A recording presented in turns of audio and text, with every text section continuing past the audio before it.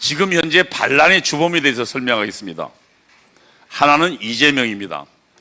여러분, 지금 전국이요, 그냥 여당과 야당이 그냥 정권 투쟁하고 있는 걸 보이십니까? 그렇지 않습니다. 그 배후에는 북한이 있고 간첩이 있습니다. 이걸 모르면 현재 이 정세를 절대로 제대로 알 수 없습니다. 이재명 주변에 누가 있겠습니까?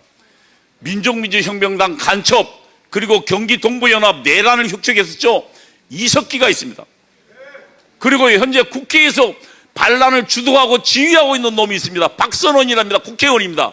이 친구 뒤에는 1심이라는 간첩단 조직이 있습니다. 그리고 민노총에는 간첩단이 2개가 들어가 있어요. 하나는 이석기 수하가 들어가 있고, 또 하나는 아예 북한이 직접 꽂은 석군호라는 간첩이 있습니다. 여러분, 이 3자가 모여서 지금 반란을 하고 있습니다. 제가 그 증거를 설명드리겠습니다. 넘겨보십시오. 저 김여정 참 저 꼴 보기 싫은데, 윤석열 대통령 탄핵을 윤석열 대통령이 들어서자마자 지시했습니다. 모든 반란의 배후에는 북한이 있습니다. 그 다음 넘겨보십시오. 지금 이재명은 시작하자마자 윤석열 대통령이 12월 3일자 계엄을 선포하고 그 다음에 1시쯤 해제했습니다. 그런데요, 대통령을 반란이라고, 내란이라고, 내란 수괴라고 지목하고 대통령을 직위 해제시키라고 이야기했습니다. 그리고 여러분 한번 생각해 보십시오. 나오자마자 전체 언론이 똑같은 말로 내란이라고 주장합니다. 아까 우리는 김학성 교수 어려운 설명 잘 들었습니다. 대통령이 뭐 할 짓 없다고 자기가 지금 최고의 실권자인데 내란, 반란을 일으킵니까? 오히려 지금 반란은 그동안 대통령의 피를 토하는 심정으로 간첩의 지휘령을 받고 있는 자들이 아예 대한민국 국정을 마비시켰잖아요. 그게 반란이지.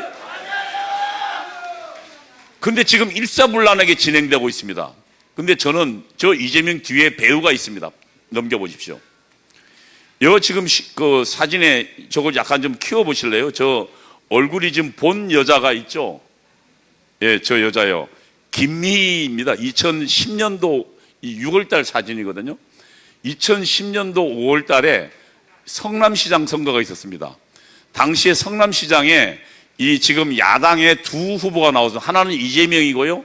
또 하나는 당시 통합민주당, 통합진보당 하기 전에 민주노동당의 김미희가 나왔습니다. 그리고 김미희 옆에 많이 보던 얼굴이 보이죠?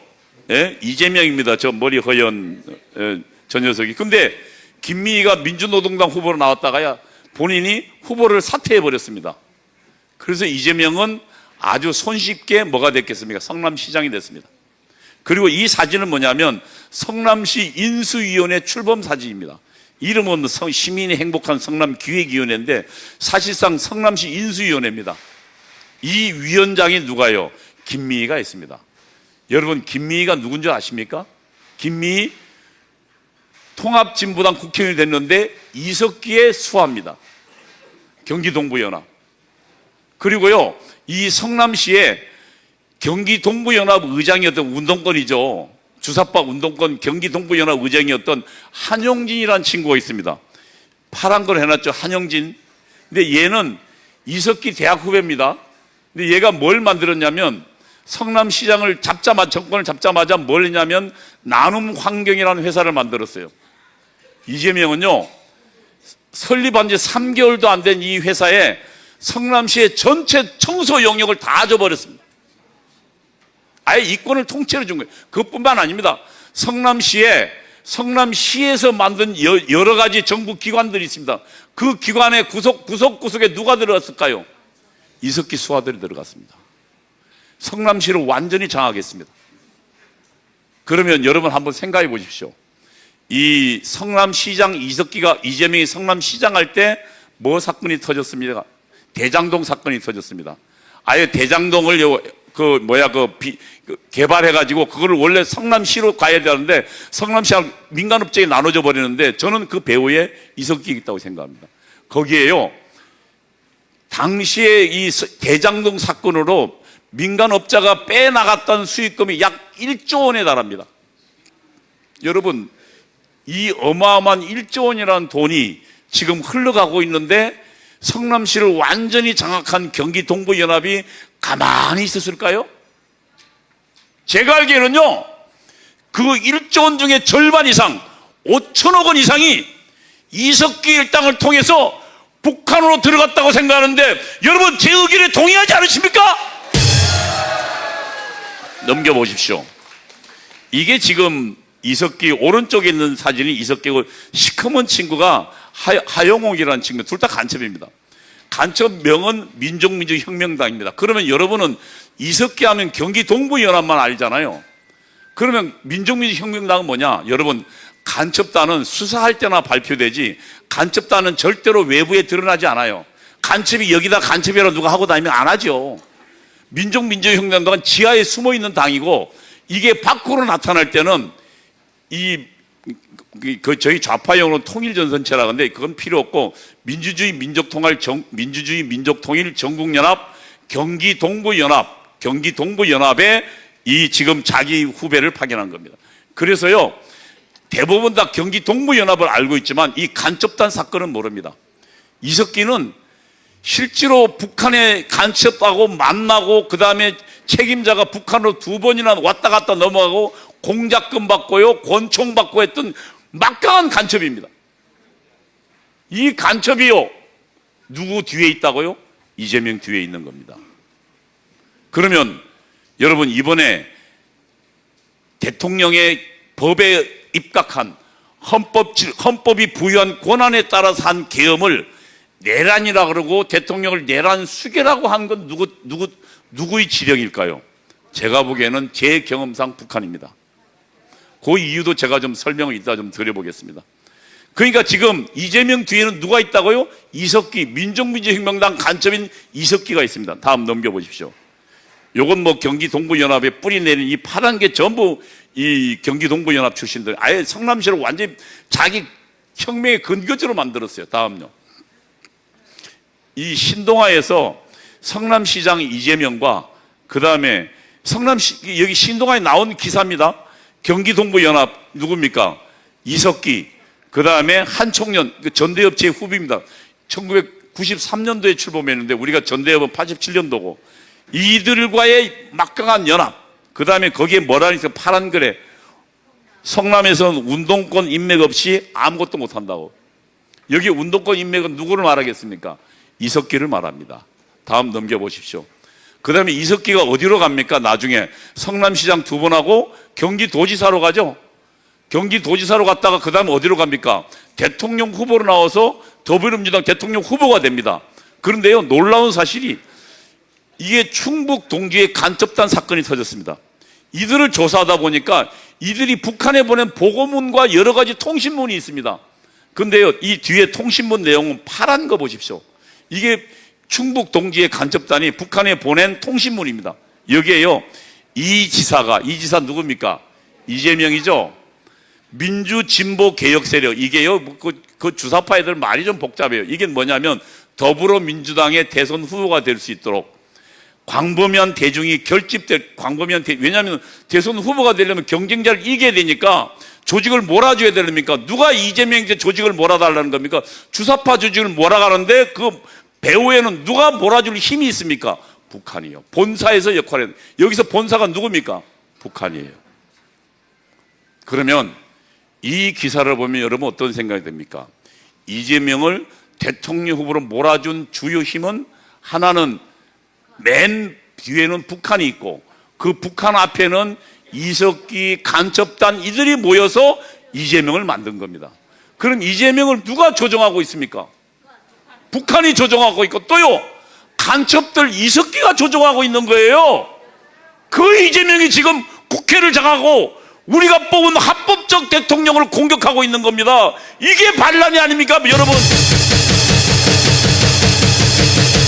다음 좀 넘겨보십시오. 그 다음에요, 이 간첩들 또 있어요. 박선원인데 한번 넘겨보십시오. 이 지금 저 안에 제가 그 공수특전단 출신인데요, 오공수여단 출신인데, 저 머저리 같은 지금 곽종근 특전사령관입니다. 지금 감옥에 가 있습니다. 저 특전사령관이 자기 지금 특전사령관 사무실에 박선원을 불러다가 그것도 그냥 공식 인터뷰도 아니고 뭐 MBC나 KBS가 아니고 그냥 박선원의 개인 유튜브에 나와서 증언하고 있는 거 대부분 거짓말입니다. 뭐 실탄을 휴대했다는 등, 뭐 총을 끌어냈다는 이거 전부 다 거짓말인데 이 거짓말 증언을 하면서 여론을 완전히 바꾼 게 박선원입니다. 그럼 저 박선원이 누군지 여러분 궁금하지 않으세요? 한번 넘겨보세요. 박선원이가요, 이게 터지니까 14일 날 탄핵됐죠? 근데 12, 13일이 중요하다. 보수가 반격하지 않도록 사전에 보수를 아예 잡아당겨라. 누구한테 지시한 겁니까? 경찰의 국가수사본부, 그 다음에 지금 문제가 되고 있는 고위공직자수사처, 공수처, 그 다음에 국방부에는 군인들은 일반 검찰에서 조사 못합니다. 군인들은 국방부 조사본부에서 해야 되거든요. 국방부에다가 지시하는 겁니다. 뭐라고 지시한 줄 아세요? 법원 눈치 보지 말고 아예 내란이니까 단정하는 겁니다. 그건 어떤 지금 판단도 없이 내란이니까 사전에 아예 그냥 눈치 볼 필요 없이 아예 그냥 미리 잡아들여라. 어떻게 됐습니까?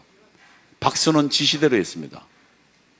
근데 이 박선원이 정말로 위험한 자입니다. 넘겨보십시오. 이게 지금 1심의 간첩단 사건에 관련된 관련자들입니다. 이 사진들이요. 이게 민주노동당, 그러니까 나중에 민주노동당이 어디로 바뀝니까? 통합진보당으로 바뀝니다. 민주노동당 안에 활약하는 간첩단 사건을 발견했습니다. 2006년도입니다. 노무현 때입니다. 그런데 넘겨보십시오. 그런데 이때 국가정보원은 굉장히 중요한 사실을 발견합니다. 이 청와대 핵심 간부로부터 북한의 1심의 간첩당을 통해서 북한에 넘어간 대한민국의 국가안보에 관한 중요한 정보가 약 80만 건.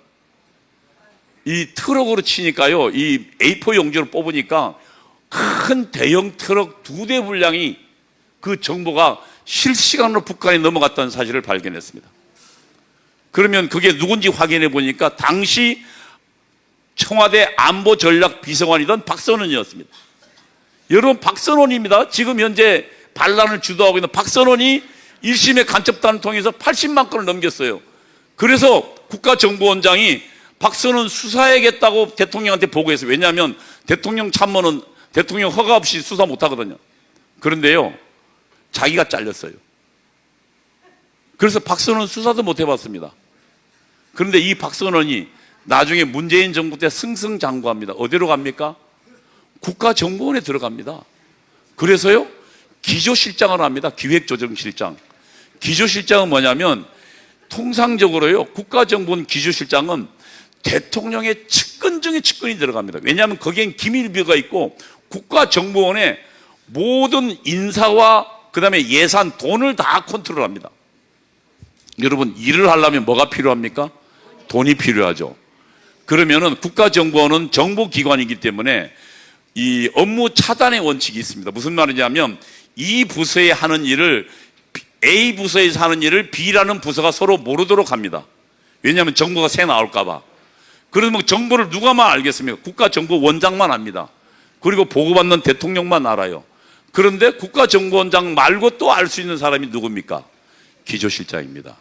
왜냐하면 일하려면 돈이 필요하니까. 그럼 돈 주는 데는 어떤 일을 한다고 이야기해야 될 거고, 그리고 일을 해서 이렇게 됐다고 보고해야 될 거 아닙니까? 그래서 핵심 중에 국가정보원의 모든 기밀을 알 수 있는 일을 기조실장이 누가 했다고요? 박선원이가요.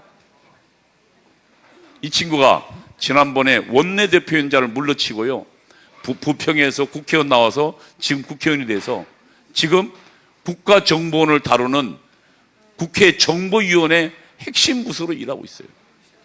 넘겨보십시오. 이 친구는요, 그동안 어떤 일을 해왔냐면 아예 그냥 이 친구는 북한 편에서 일하는 놈입니다. 그러니까 1심을 통해서 넘기고 말고도 그전 했던 일 한번 보십시오. 여기 보세요.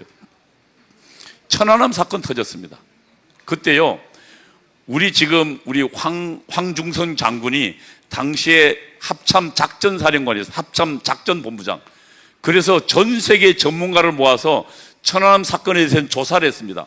근데 정말로 천운인 게 북한이 쏜 어뢰가 탄피가 발견됐어요. 여러분 기억나죠? 1번이라고 한글로 쓴 거요. 그래서 전 세계, 심지어 러시아의 전문가까지도 와서 이건 북한의 소행이라고 결론 지었어요. 근데 이 박선원이 뭐라 하는 줄 아세요? 천안함이 신체 결함으로 폭파됐다는 거예요. 그래서 북한이 어떻게 했냐면은 이 박선원 말을 그대로 노동당 신문에다가 이 남한의 박선원이라는 자가 이 천안함이 신체 결함으로 폭파됐단다라고 북한을 아예 대변했던 놈입니다. 그 다음요, 넘겨보세요. 북한 소행 아니라 했고요. 그 다음 넘겨보세요. 예. 또 하나. 아니요. 예. 저게 2007년도입니다. 노무현 때입니다. 자기가 어디 있을 때입니까? 박선원이가 안보전략 비서관 할 때요. 미국에서 미국 재무부가 김정은 비자금을 딱 몰래 홍콩에 있는 방코델타 아시아은행에 몰래 애치해 놓은 것을 딱 쓰기 위해서 잡았습니다. 그래서 아주 북한이 난리가 났습니다. 비밀 통치 자금이니까 그 돈 가지고 뭐 예를 들면 호화품도 사고 김정이 좋아하는 콘약도 사고 해야 되는데 이걸 딱 막아놨어요. 그러자요, 당시에 청와대 우리 대한민국을 일해야 될 박선원이가 뭘 했냐면 이거 찾아준다고 미 재무부하고 협상에 나섰던 놈이 박선원입니다. 그리고요 2,500만 불 찾아가라고 한국은행하고 수출입은행 동원해서 북한에 보내려고 했어요. 북한의 통치자금 김정은을 위해서 봉사했던 놈입니다. 이게 박선원이에요. 그 다음 넘겨보십시오. 여기 사드 뭡니까? 우리 대한민국 안보를 위해서, 미군과 대한민국 안보를 위해서 북한 미사일을 방어하는 건데 이거 필요한다 필요 없다고 주장한 놈이에요. 다음요.